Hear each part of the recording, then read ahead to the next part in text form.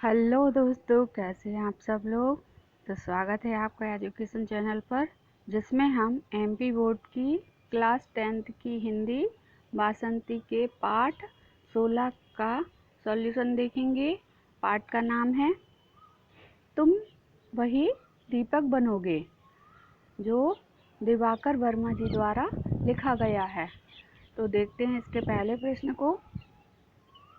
इसका पहला प्रश्न है, कवि प्रतिपल सजग रहने की सलाह क्यों देता है। उत्तर है, कवि प्रतिपल सजग रहने की सलाह देता है यह इसलिए कि वायुमंडल विषैला हो गया है। अगला प्रश्न है, विषधरों को कीलने के लिए कवि कौन सी युक्ति सुझाता है। उत्तर है, विषधरों को कीलने के लिए कवि मधुर मादक मत ध्वनि से युक्ति सुझाता है। अगला है, कवि को ऐसा क्यों लगता है कि प्राण आह्लादित नहीं है।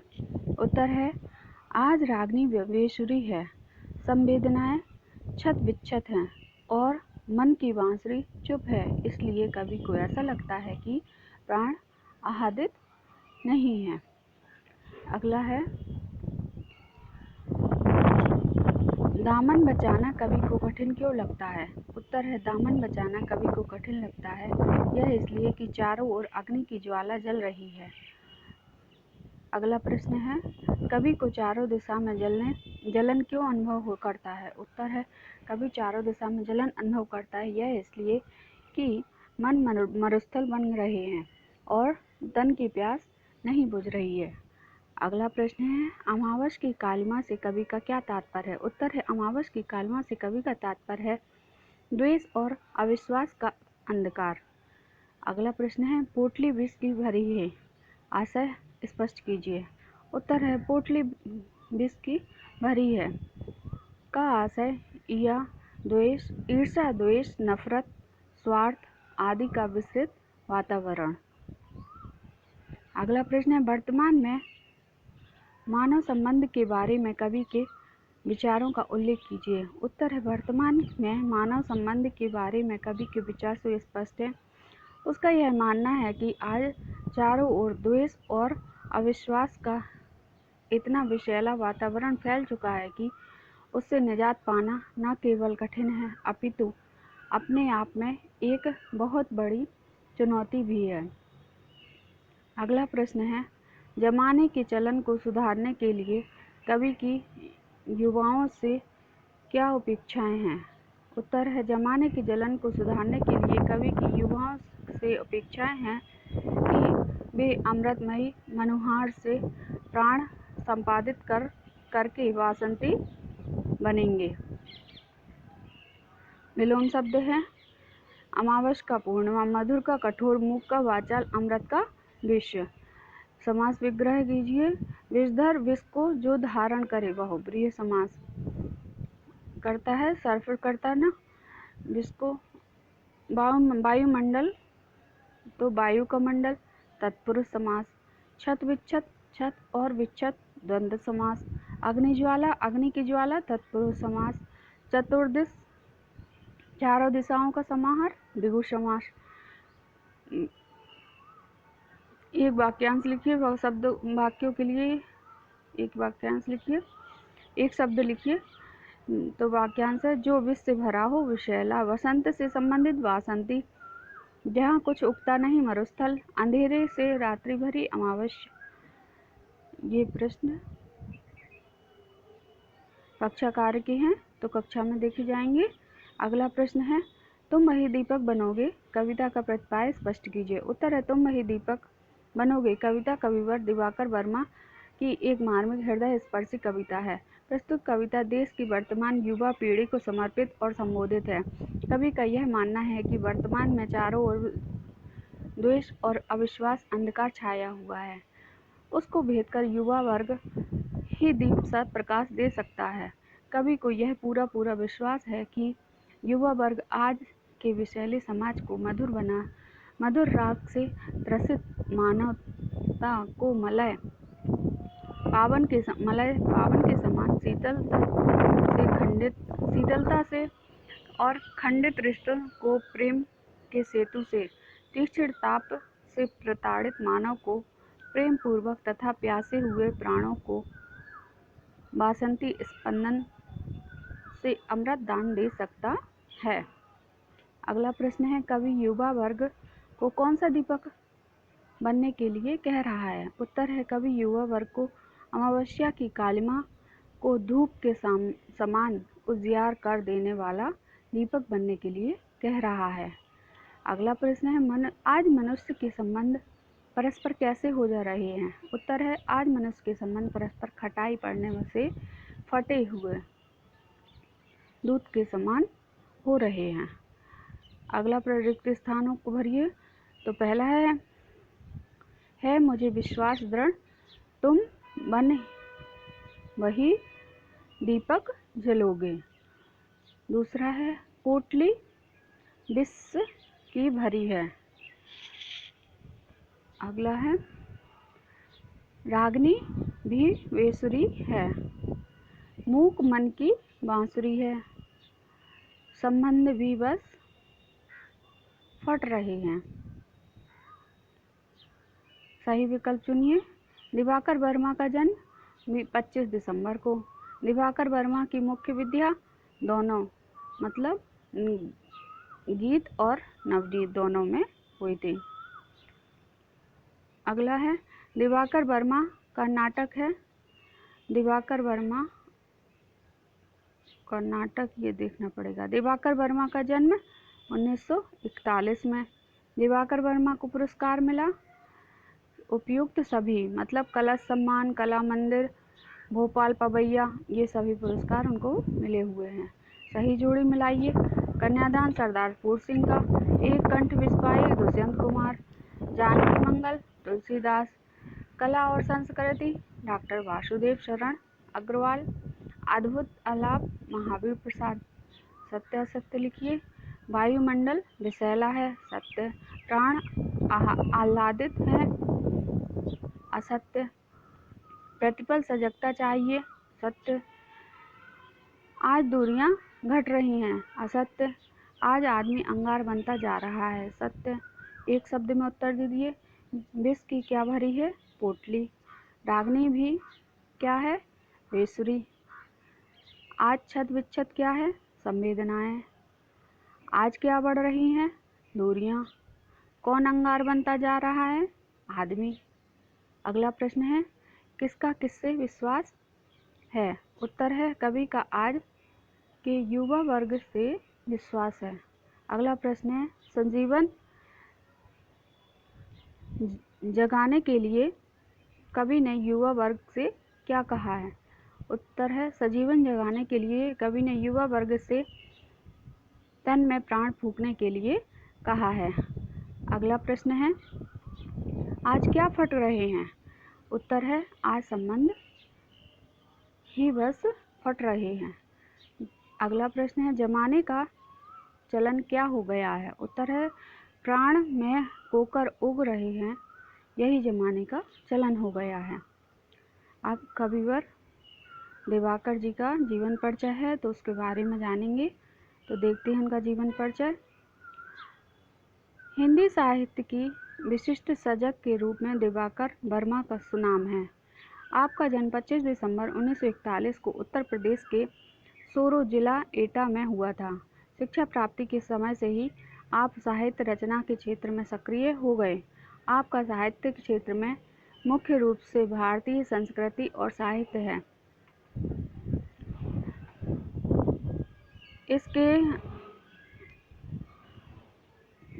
इसके अतिरिक्त समाज और दर्शन भी आपके साहित्य की रचना की परिधि में आते हैं। रचनाएं हैं, दिवाकर वर्मा की प्रमुख विद्या गीत और नवनीत है।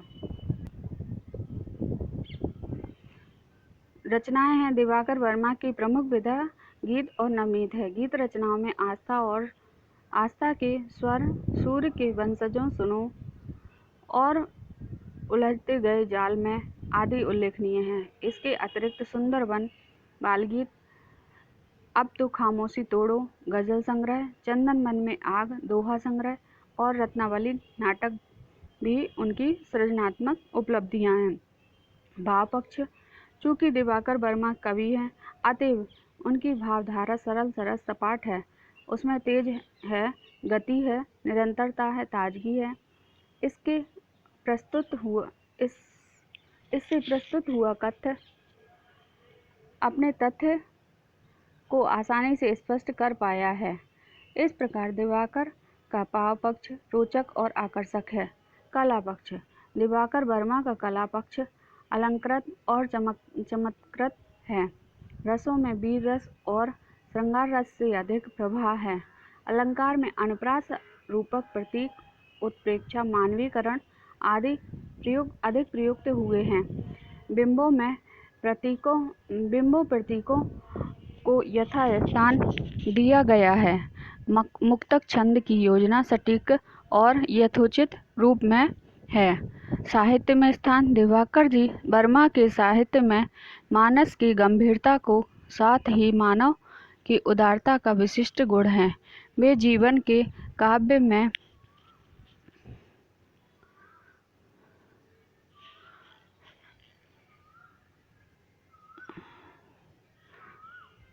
छद्म के स्थान पर सच्चाई के पक्षधर हैं। उन्होंने साहित्य, समाज और दर्शन पर गंभीर आलेख प्रस्तुत किए हैं। उनकी काव्य रचनाएं और समीक्षाएं हिंदी में विशेष ख्यात हुई हैं। दिवाकर के महत्वपूर्ण साहित्यिक योगदान के लिए उन्हें अखिल भारतीय भाषा साहित्य सम्मेलन रंजन कलश सम्मान, कला मंदिर भोपाल का पवैया पुरस्कार एवं अन्य संस्थाओं से रत्न भारती तथा कला गुरु साहित्य सम्मान प्रदान किए गए हैं। दिवाकर वर्मा अपनी सतत साहित्य रचना धार्मिकता के कारण अनेक संस्थाओं से संबद्ध रहकर साहित्य और संस्कृति की सेवा कर रहे हैं। ये सारांश है कविता का, तो ये आप देख लीजिए, वैसे ये अर्थ में स्पष्ट हो जाएगा। तो अर्थ देखते हैं कविता का। जो अमा की काली माँ भी धूप सी उजियार कर दे, है मुझे विश्वास दृढ़ तुम बन वही दीपक जलोगे। वायुमंडल है विशैला, विषधरों की भी बहुलता, पोटली विष की भरी है, चाहिए प्रतिपल सजगता। मधुर मादक मत ध्वनि से विषधरों को कील दे जो, है मुझे विश्वास तुम उस बीन से निश्चित बजोगे। संदर्भ देखते हैं। प्रस्तुत पद्यांश हमारी पाठ्य पुस्तक हिंदी सामान्य 10वीं में संकलित कवि दिवाकर वर्मा विचरित कविता तुम वही दीपक बनोगे से है। प्रसंग है। प्रस्तुत पद्यांश में कवि ने आज युवा वर्ग से वर्तमान समय में फैले हुए अंधकार के लिए दीपक बनने का विश्वास रखते हुए कहा है। व्याख्या देखते हैं। व्याख्या। अमावस की काली रात को तुम धूप की तरह उजाला से भर दो। मुझे दृढ़ विश्वास है कि तुम इस प्रकार का अवश्य दीपक बनोगे। कवि का पुनः कहना है कि आज सारा वातावरण विषैला हो चुका है। इससे विषधरों की भरमार हो रही है, विष की पोटली भर चुकी है। इसके प्रति हर क्षण सजग रहने की आवश्यकता है। आज मधुर मादक मत ध्वनि से इन फैले हुए विषधरों को कील देने की आवश्यकता है। मुझे विश्वास है कि तुम इस बीन से निश्चित ध्वनि निकालोगे। विशेषता है। सामायिक दशा का ज्वलंत विचार प्रस्तुत है। भाषा लाक्षणिक है। भाव सौंदर्य प्रश्न है। उपयुक्त पद्यांश का भाव सौंदर्य पर प्रकाश डालिए। उत्तर है उपयुक्त पद्यांश का भाव स्वरूप ओजस्वी है। समय की बदलती हुई तीखी दशा का तीव्र उल्लेख है। आज विषैले वातावरण का पर सीधा प्रकाश डालकर कवि ने समय की नब्ज को न केवल पहचानने की कोशिश की है, अपितु उसको दूर करने की भी प्रेरणा दी है। शिल्प सौंदर्य। उपयुक्त पद्यांश में कवि के शिल्प सौंदर्य पर प्रकाश डालिए। उत्तर है उपयुक्त पद्यांश का शिल्प सौंदर्य मिश्रित शब्दों का है। संपूर्ण कथ्य सरल, सपाट और सटीक भाषा में प्रस्तुत है। व्यंजना शब्दावली से प्रस्तुत हुई व्यंजनात्मक शैली प्रभावशाली रूप में है। विषय वस्तु से उपयुक्त पद्यांश का मुख्य भाव है। उपयुक्त पद्यांश का मुख्य भाव आज विषैली वातावरण को समाप्त करके शांत और सुखद वातावरण की स्थापना का है। इसके लिए कवि ने आज के युवा वर्ग के प्रति दृढ़ विश्वास व्यक्त कर उन्हें प्रेरित करने का प्रयास किया है। अगला पद्य है, प्राण आदित नहीं हो, रागनी भी बेसुरी है, छत विच्छत संवेदना है, मूक बन की बांसुरी है। आज सजीवन जगाने फूक दे जो प्राण तन में, है मुझे विश्वास दृढ़ तुम मलय मालुत सम चलोगे। बढ़ रही हैं दूरियां, ओ वर्ग नित नव बन रहे हैं। व्याख्या देखते हैं इसकी। संदर्भ प्रसंग पहले आंसर रहेगा। व्याख्या देखिए, अमावस्या की काली रात में तुम धूप की तरह उजाला भर दोगे। मुझे दृढ़ विश्वास है कि तुम, इस लाइन को फिर से पढ़ते हैं, थोड़ा आवाज़ आ गई थी, सॉरी।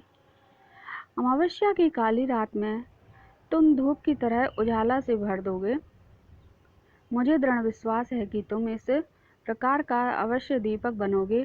कभी पुनः कहना है कि सारा वातावरण विषैला हो चुका है। इससे विषधरों की भरमार हो रही है। विष की पोटली भर चुकी है। इसके प्रतिक्षण हर क्षण सजग रहने की आवश्यकता है। आज मधुर मादक मत ध्वनि से इन फैले हुए विषधरों को कील देने की आवश्यकता है। मुझे विश्वास है कि तुम उस बीन से निश्चित ध्वनि निकालोगे। विशेषता है, समसामयिक दशा का ज्वलंत विचार प्रस्तुत है। भाषा लाक्षणिक है। उपयुक्त भाव सौंदर्य स्पष्ट पर प्रकाश डालिए। उत्तर है, उपयुक्त भाव का स्वरूप ओजस्वी है। समय की बदलती तीखी दशा तीव्र उल्लेख है। आज विषैले वातावरण पर सीधा प्रकाश डालकर कवि ने समय की नब्ज को न केवल पहचानने की कोशिश की है, अपितु उसे दूर करने की भी प्रेरणा दी है। शिल्प सौंदर्य, उपयुक्त पद्यांश का शिल्प सौंदर्य पर प्रकाश डालिए। उत्तर है, उपयुक्त पद्यांश का शिल्प सौंदर्य मिश्रित शब्दों का है। संपूर्ण कथ्य सरल सपाट और सटीक है। भाषा में प्रस्तुत है। व्यंजना शब्दावली से प्रस्तुत हुई है। व्यंजनात्मक शैली प्रभावशाली रूप में है। उपयुक्त पद्यांश का मुख्य भाव लिखिए। उत्तर है, उपयुक्त पद्यांश का मुख्य भाव आज के विषैले वातावरण को समाप्त करके शांत और सुखद की वातावरण की स्थापना का है। इसके लिए कवि ने आज के युवा वर्ग के प्रति दृढ़ विश्वास व्यक्त कर उन्हें प्रेरित करने का प्रयास किया है। अगला पद्यांश है, किस तरह दामन बचाएं प्रज्वलित है अग्निज्वाला, तीलियों को तो समरती हैं शमन पर हीला हवाला। आदमी अंगार बनता जा रहा है, ऐसे समय में है मुझे विश्वास तुम ही ताप का मर्दन करोगे। उग रहे मन प्राण के मैं की कर, जमाने का चलन है, मन बने मरुस्थल क्रसित तन, ओ चतुर्दिक ही जलन है। प्राण स्पंदित करें अमृतमयी मनोहार से जो, है मुझे विश्वास दृढ़ तुम पवन वासंती बनोगे। संदर्भ प्रसंग पूर्वानुसार है। व्याख्या देखते हैं। आज की कठिन स्थिति यह है कि आज चारों ओर देखो और विषमताओं की अग्नि ज्वाला प्रज्वलित हो रही है। शांति के नाम पर होला हवाला हो रहा है। आज आदमी एक दूसरे के प्रति अंगार बनते जा रहे हैं। ऐसे समय में मुझे पूरा विश्वास है कि तुम ही अपेक्षित ताप का नाश कर डालोगे। आज यह भी हो रहा है कि चारों ओर मन प्राण में कीकर उग रहे हैं। शायद यही जमाने का प्रचलन हो गया है। आज प्रायः मन मरुस्थल बन गया है, जिससे तन की प्यास बुझ नहीं पा रही है।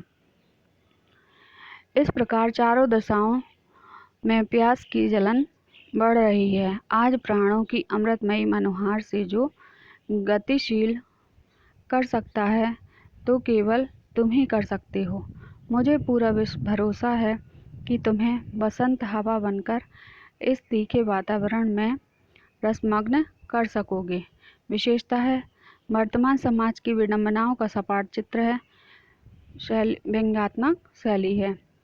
उपयुक्त पद्यांश का भाव सौंदर्य पर प्रकाश डालिए। तो उत्तर है उपयुक्त पद्यांश में भाव योजना तत्सम प्रधान तद्भव शब्दों से पुष्ट है। भावों में क्रमबद्धता, सहजता, प्रभावमयता और उपयुक्त देखते ही बनती है।